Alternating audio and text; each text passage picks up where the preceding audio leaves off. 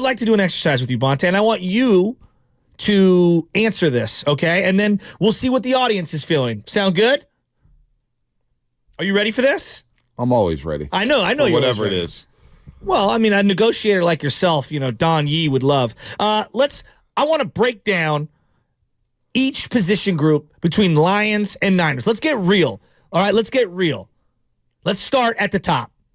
Special teams. Whose special teams unit are you taking? You're going to take Moody, who, if you look at some of the 20th most accurate kicker this year, didn't have a lot of 50-plus yard attempts, or you're going to take Badgley? Who are you taking? And obviously the return units of the Niners has been sketch at best.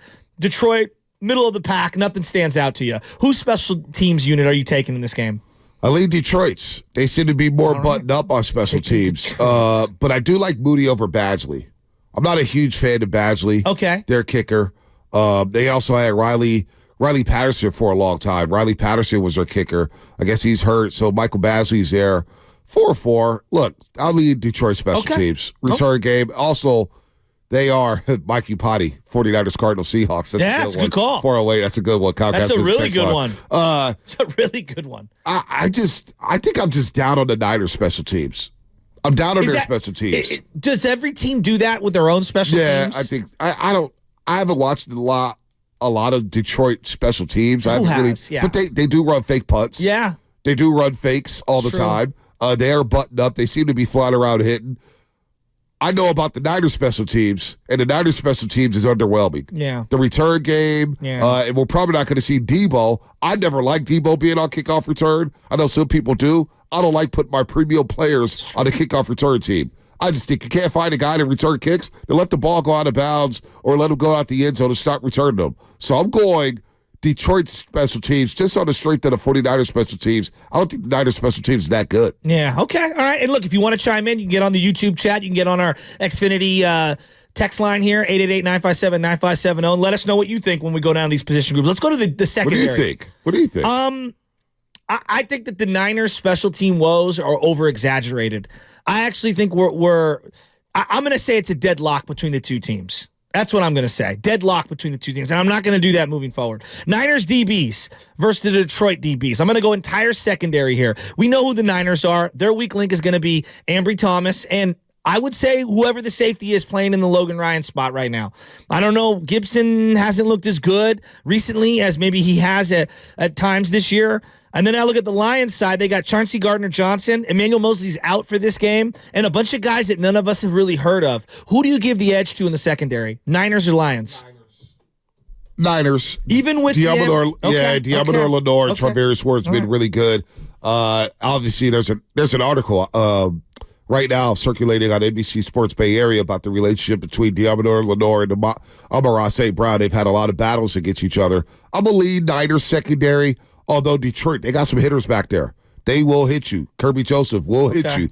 C.J. Gardner-Johnson, man, we know he's a ball hawk. They got some ballers back there, so I'm going to lead Niners secondary ever so slightly. Okay. No. I think that's fair. And again, if you want to get in and chime in and let us know, we're breaking it down just position by position. Let's go linebackers here, Bonta. Obviously, the 49ers have Fred Warner and Dre Greenlaw, and I think that they're going to be superior to most other linebackers. Jack Campbell, Anzalone.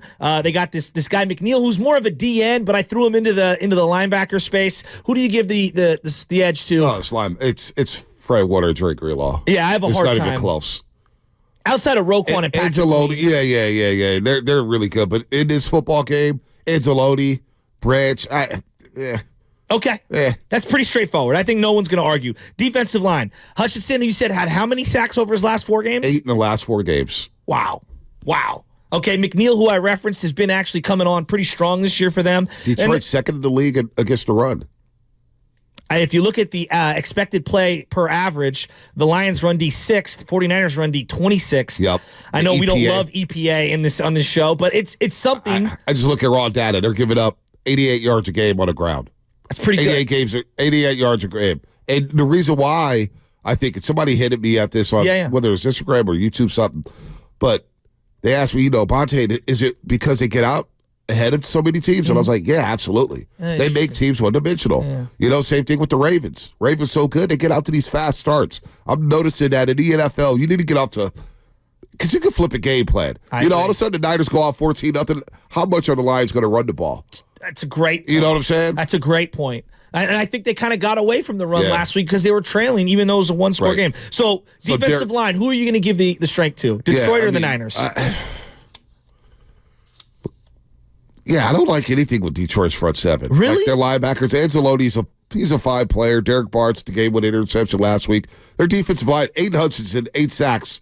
They seem to be having an impact. Okay. And they use the blitz really well to help out that defensive line. Look, man, I'm going to challenge this 49ers defensive line right now by saying this.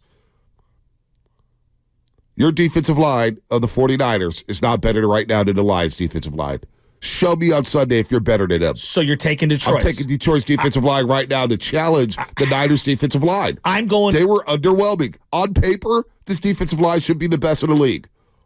But what my eyeballs tell me is right now they're not getting home. Yeah. Right now they're not heating up the quarterback. Right now they're not stopping the run. So you know what, 49ers, you can clip this. I'm taking Detroit's defensive line over yours right now. Wow. Show me on Sunday how good you are. Show me how good you are, Bosa. Show me that you are the DPOI. Show me, Chase Young, that you are worth multi-million dollars.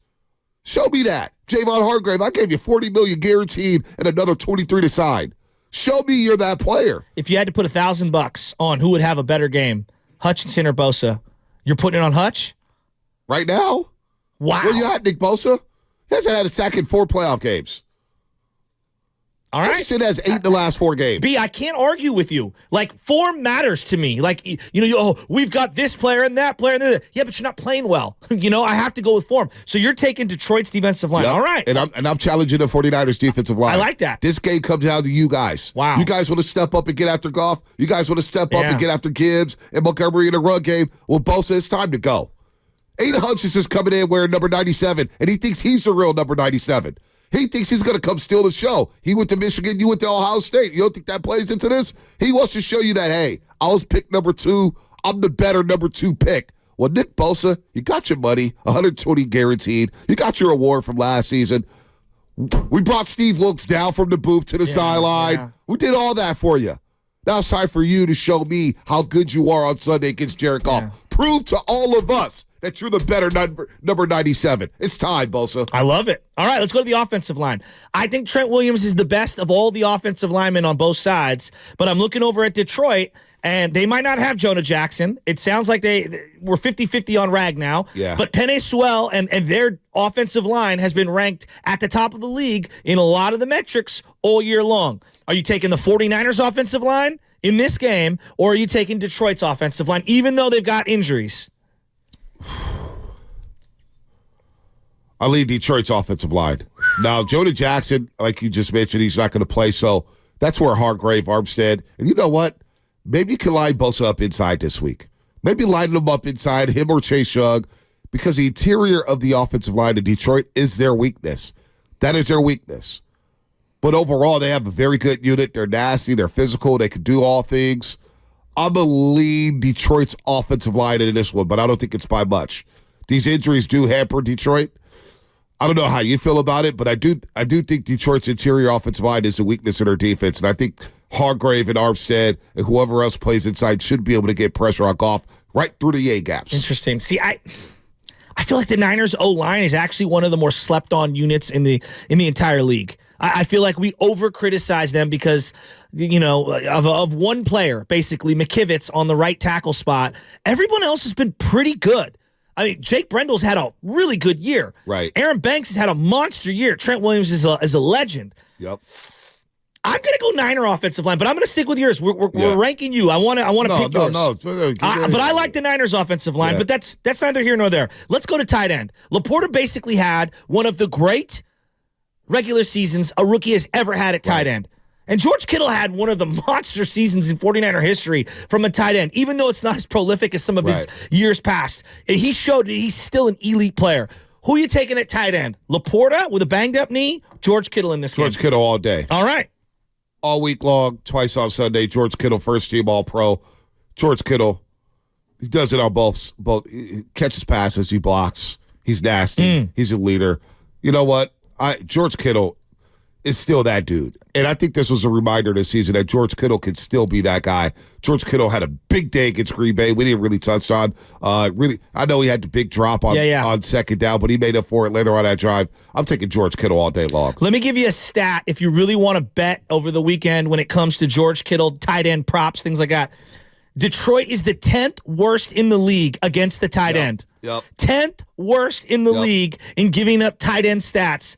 I think this is a huge monster moment for George Kittle to cement himself as an all-time 49er, taking this team back to the Super Bowl. I expect 85 to be a huge part of the game plan. And one area that I think he can be really impactful is in the run game against Aiden Hutchinson and in the chipping game where they use him as a blocker and chipper and then give him those little leak outs, those screens, those wheel routes that he likes to run. I'm taking George Kittle as well. Laporta's banged up knee, and I love our guys against him. I mean, he's an elite player. But I think that we have the linebackers that can slow him down. I'm going to take Kittle as well. Let's go to wide receiver. Now, in this equation, let's just say that Debo plays, okay? It's Brandon Ayuk and Debo with Juwan Jennings against Amon-Ra St. Brown, against Reynolds, against Jameson Williams. Who are you taking? Whose wide receiver core do you lean more in this game? I'm taking my guys. Amon-Ra St. Brown probably is the best wide receiver in this football game, but it ain't by much. Did we all forget the type of year Brandon Ayuk had? And I think Brandon Ayuk goes crazy. Brandon Ayuk is tied for his playoff moment. Hasn't had that playoff moment yet, right? No, not really. Well, I would say the catch that he had in the fourth quarter might go down as of right now. As of right now, that might because that was a hell of a catch. And he had one, and he had one against the Cowboys on the final drive as well on third down. I'm taking Deebo Samuel, and I'm taking Brandon Ayuk. And you know what? Juwan Jennings stepping up as a third down receiver, 5 catches, 61 yards. I know everybody's going to fall in love with Jameson Williams, but he's been inconsistent. Hell, he was suspended for half the year. I'm taking my guys, Brandon Ayuk and Deebo Samuel, one of the most slept-on duos in this league. Brandon Ayuk, Deebo, and of course, Juwan Jennings making plays for them. Don't sleep on Chris Conley making a big 17-yard catch. Give me my wide receivers. I'm taking my big boys against the Lions wide receivers. I'm with you, and if you look at the advanced numbers, they're giving up 250 yards passing per game, Detroit's secondary. Yep. I give the advantage to the 49ers here. I really do, and I think this is the week you get back to Brock Purdy and the timing routes and utilizing the entire playbook and the entire weaponry that they have, and I would factor in Christian McCaffrey into that passing game as well. So let's get to the running back. So I'm taking Ayuk and Deebo, and I'm going to assume Debo's healthy over St. Brown. I have tremendous respect for their wide receiver core. All right, running back. Are you taking the guys that basically ran for 2,000 combined yards with an extra 600 yards in the passing game in Gibbs and Montgomery, 10 touchdowns each. 10 touchdowns each from Jahmyr Gibbs and David Montgomery. Or are you taking CMC, who basically ran away with the rushing title by over 200 yards of the next closest person? CMC is the best running back on the field. He's the best running back in the league. But the better running back room belongs in Detroit. Jahmyr Gibbs could do some things like CMC in the pass game.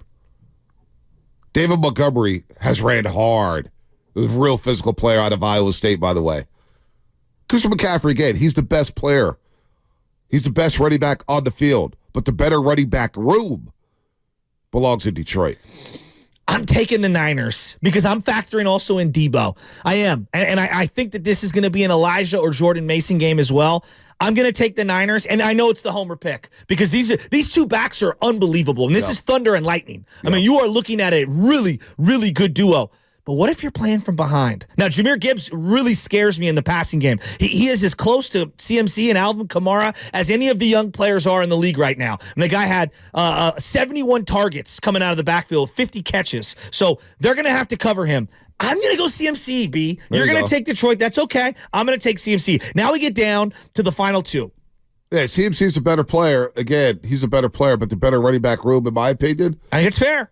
Two-headed monster is nasty. I think it's fair. And look, we're trying to be as realistic as possible. Who you like is who you like. Right. Did Elijah and Jordan Mason even have a carry last week? No. Not one carry. No.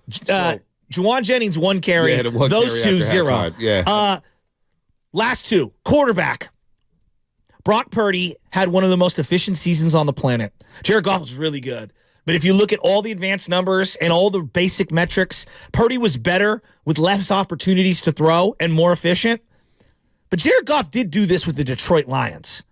Who do you give the edge to this weekend? Is it Brock Purdy or Jared Goff? Brock Purdy's at home. Brock Purdy's at home. I'm taking my guy Brock this Sunday. Brock Purdy will bounce back. The fact that he had that game when he drive in the fourth quarter. That's 2 fourth-quarter game when he drives he's had in the playoffs at home. Give me my guy Brock Purdy on Sunday. I think he lights up the lines. I think Purdy bounces back. All the naysayers, all the talk, all the garbage about him. Look, Jared Goff's had a very special year. But my defensive line that I'm challenging here, I'm challenging Nick Bosa and company. I expect him to get after Jared Goff this Sunday and really make life difficult for him. And he's been prone to throw him up. He's been prone to make the no throw. Give me Brock Purdy in this game on Sunday. I'm going with Brock. I agree with you on this one. This is a huge bounce-back moment for the young man. And I think drier conditions, being able to get back to the timing game, I think it's going to be very big for them. I'm taking Purdy as well. That gives us a 5-4 lead here. Niners 5 versus Detroit's 4 in terms of the categories that we picked. You going coaching? Coaching. Who do you give the edge to? Kyle Shanahan, 7 wins in his playoff tenure as head coach of the 49ers. If he gets one more and advances to a Super Bowl, he will tie his father with 8. Oh, coaching. Or is it Dan Campbell in his 3rd playoff coaching game as the Detroit Lions head coach? Who do you give the edge to in this one? Do you give it to Dan Campbell, knowing who he is, Mr. Aggressive, all in, or is it Kyle Shanahan? Well, Shanahan's going to be coaching against Aaron Glenn. And, of course, John Fox is a senior advisor with the Detroit Lions. Remember John Fox, former head coach of the Bears, the Panthers, the Broncos, longtime defensive coordinator with the New York Giants. Look, Kyle has the advantage here. Kyle has the advantage. He's the better coach. He's a better play caller.